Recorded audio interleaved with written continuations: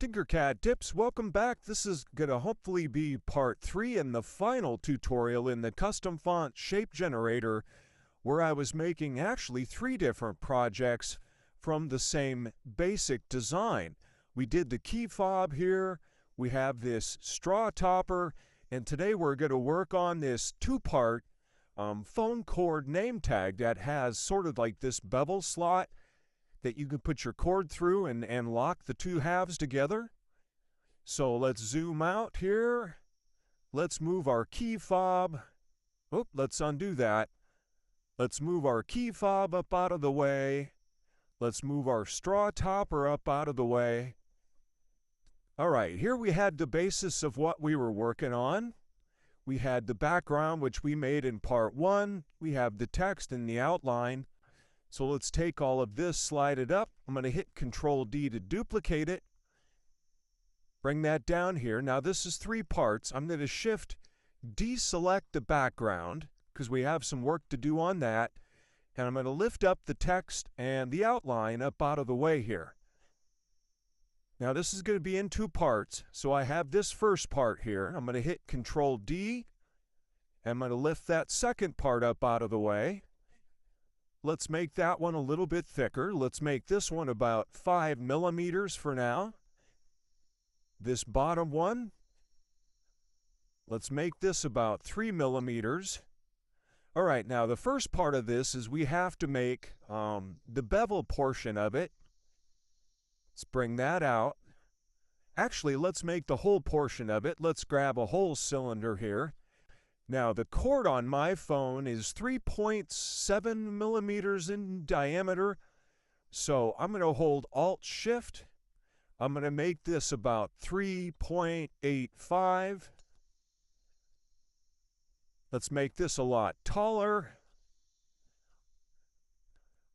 I'm going to Shift rotate this over, so this will be running the length of our project here. Whoops, grabbed the wrong part of it. Let's grab this part, make it a lot longer here. Let's make sure that this stretches across the entire model. We'll Shift nudge it here. A little bit longer in that direction. Whoops, undo that. Let's do that again. There we go. All right, now let's come back to our bevel part here. We have this green triangle. Going to spin it around this way.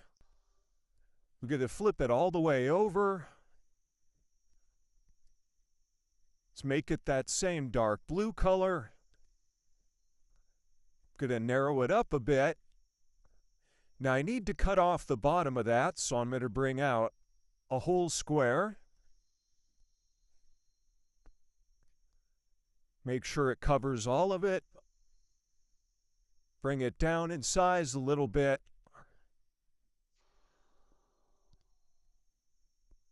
Right about there. I'm going to select the 2 of those, Control G, whoops, make sure I only have the 2. It's selecting more than what I want. Click on that, Shift click on that, there we go, Control G. Right there we have the beginning of our bevel part here. Let's bring that out, and I do want it to stick off the end of here a little bit. We're going to drag that down, making sure that it intersects into our base here. We'll nudge it that way a bit.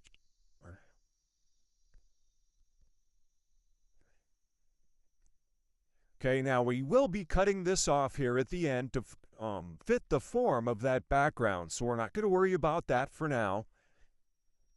I'm going to take and I'm going to stretch it out across the entire length, like that. Now we're going to make sure that we have our whole part here. Let's go ahead and bring this down. Now I'm going to grab all 3 of these parts and I'm going to do a quick alignment. I'm going to select the base, the background, so that it doesn't move. Have everything in alignment. All right, now I'm going to take that whole cylinder and holding Control, I'm going to cursor down until that hole shape is about halfway. Right about there.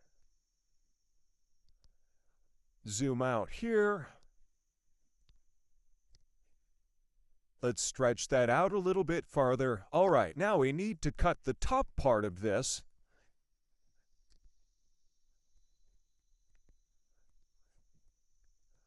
I'm going to click W.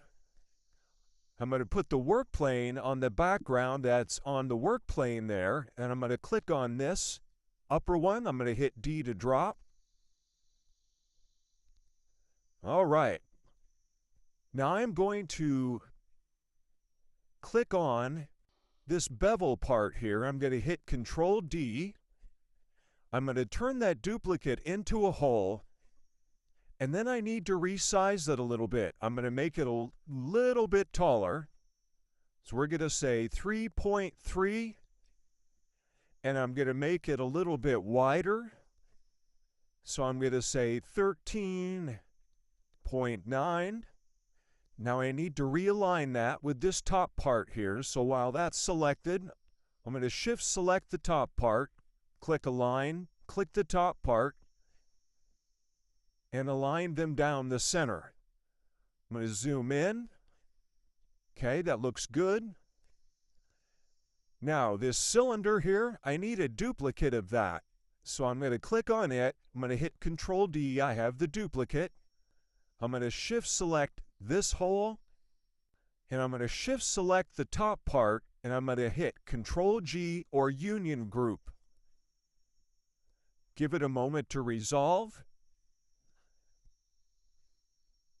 Now what we should have is the top part that has the bevel cut in it and the top half of the hole. Just like that. W, let's put the work plane back on the default. Now we're going to focus on the bottom portion of this here. For now, let's move this top part up, out of the way. There we go. Now we need a way of cutting off the ends of that bevel so that they're form-fitting to the rest of this background. So for that, I'm going to bring out this cube here. I'm going to come across. I'm going to lower the size of this, or the height of it, so that it's below that background there.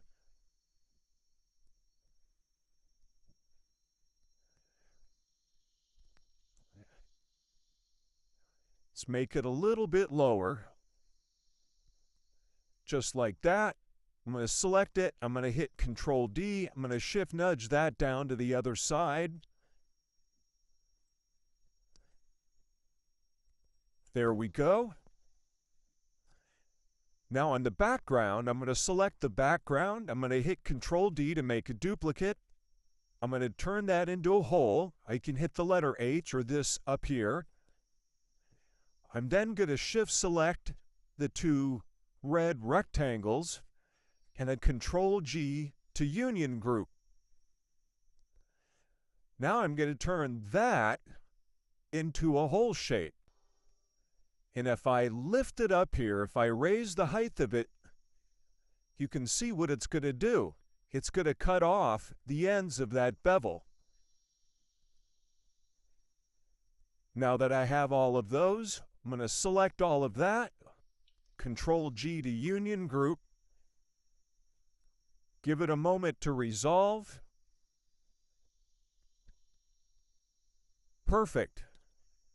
Now we can take this top part here. I'm going to hit W. I'm going to put it on that bottom. I'm going to drop that down. I'm going to hit W, put that on the top there. I'm going to select the two of these, the text and the outline. Drop those. Put the work plane back on the default here. There we go.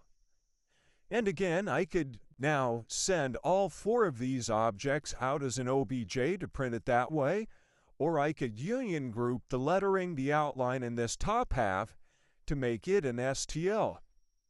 There you have it. As always, like, follow, repost. If you have any comments, you know where to drop those. If you have new ideas for TinkerCAD tutorials, drop me a DM. Until then, happy tinkering. Enjoy.